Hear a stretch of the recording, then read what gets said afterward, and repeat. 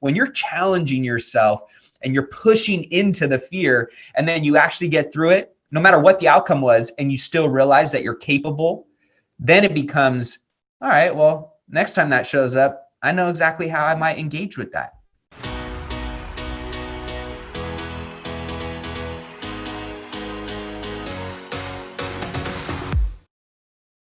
There's always going to be physical and mental hurdles, on every path. And I think ultimately, people, there's so many things that I think prevent people from, and me included, from getting what we ultimately think we are deserving and capable of in our life. I would say the one thing that has really changed the game for me is just how I engage with fear. Fear is always going to be there, especially if you're somebody that has big goals and big dreams and big aspirations, and you're pushing the envelope of what you maybe have previously done. If all you did was listen to, the mind, the voice in your own head or other people of saying, well, you've never done that before, so why the hell would you think you can do that, right? Or all of these fears of what is that person going to say, or what if I lose this, or whatever it may be. For me, over the last few years, it really has been changing the conversation I have with myself, really, when fear comes up. Now, fear is not something that really holds me back. If anything, fear now, what I've anchored it in my own mind, is this call to adventure, that I'm going to learn something. Yep. And it's going to teach me something. As long as there ain't, a rhino sitting in front of me that's going to impale me with his tusk, or, somebody's got a gun pointed to my head, like real fear of physical harm and me dying. I look at this going, man, this is something exciting is going to happen here, right? And I'm either going to win, or I'm going to learn and find some way to throw another tool on my life's tool belt, that I know if and when I cross this bridge again, I'm totally equipped to do what I need to do to get through it. And, I think we can all relate to that in some capacity, right? Where there's something that you've done in your life that scared the shit out of you. You did it anyways. You looked back, you kind of felt your pulse. All right, I still got a pulse. My heart's still beating. Like, my wife still loves me. My kids still think I'm the coolest dude on the planet. Okay, like, I'm okay. And that fear overcome over and over and over and over as you start engaging and running towards the fear in life, then that overcome really starts to compound into more and more confidence.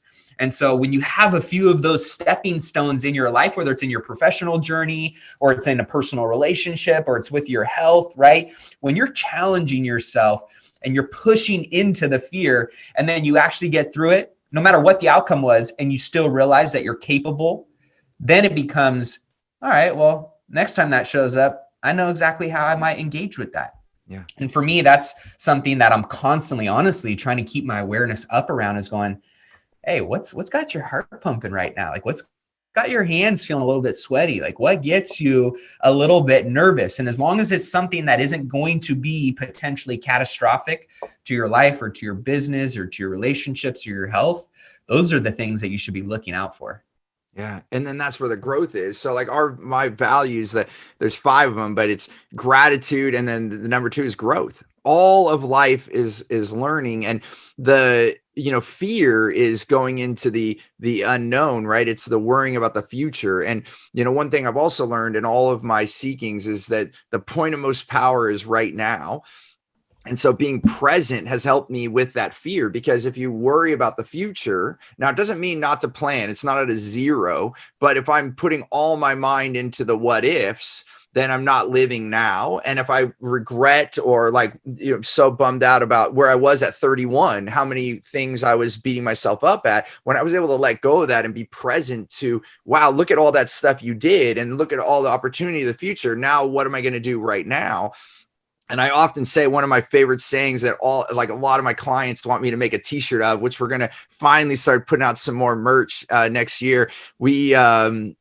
Is called "Success Doesn't Always Feel Normal." And I think that's where, and even Matt, I don't know if I told you this before, but as I've studied the mind more, once you get past age 7, our brain actually has a mechanism to shut down things, because it actually, the brain takes more of everything, more energy. It's like more blood, more oxygen, everything. So it actually has an efficiency mechanism to truncate learning. So before 7, your mind is full open, like learning, like and think about how many things you messed up and just kept going.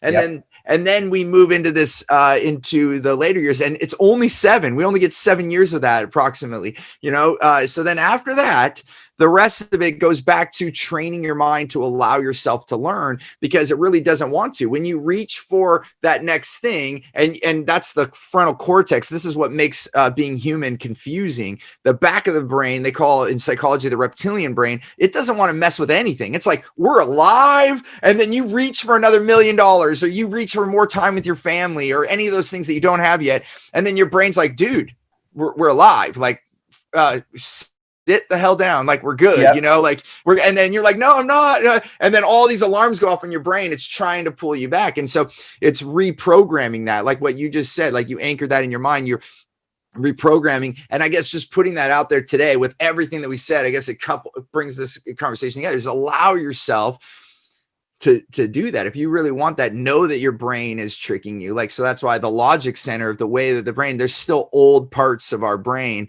that do not serve us. And we do have choice in having more comfort. And that unknown, many wise men and women before us and many after us, and what we're doing right now, know that it's just unknown. And even some of the indigenous tribes have known this for so long. I've sat with some indigenous people, and they, the first thing they want their kids to know before they turn into adults, they say, you cannot live until you die. That's a saying that one told me. And he said, this means that if you don't stop fearing death, you cannot live. And so that's the first fear they want their kids to overcome. And so by the time they're teenagers, they want them to not be afraid of dying.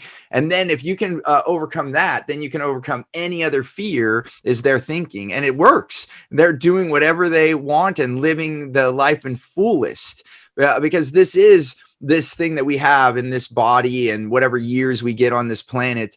Why would we not push on that to have that life? And that's where that whole comfort zone fear comes in. But I guess I just wanted to add to that some of the things that since you and I last talked, I've gone deeper on some of these things. And it's like, oh shit, that's why that happens, because actually the brain is kind of designed to mess with you that way. Yeah.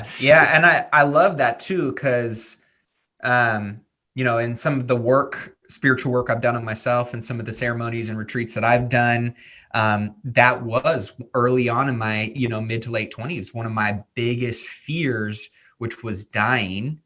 And ultimately, when I really processed and worked through that, I can't tell you how much more abundant and freeing my life is. And in my opinion, how much more intentional and purposeful I'm living my life now. My goal really, and I think, when people ask me, what would be your definition of success? What are you striving for? And I know a lot of people, because I have the podcast, Millionaire Mindcast, and I talk about becoming a millionaire, that they think it's all money driven. And for me, it has absolutely nothing to do with money in terms of success. Yes, I want to achieve big things. I want to build big businesses. I want to have a big real estate empire. All those things are amazing and exciting. And that ultimately, as a builder, is something that gets me up every single day. But ultimately, if I were to be on my deathbed and look in a rear view mirror and just see my life play out behind me, I just want to be able to say one thing, and that one sentence would be, damn, that was a hell of a ride.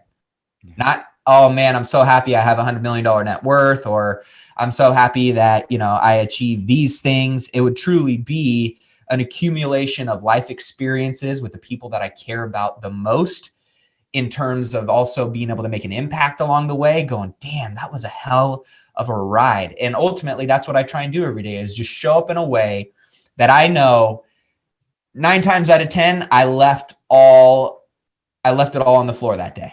And so whether I get if I get called today, or if I get called, when I'm 110, I just want to be able to say, damn, that was a hell of a ride.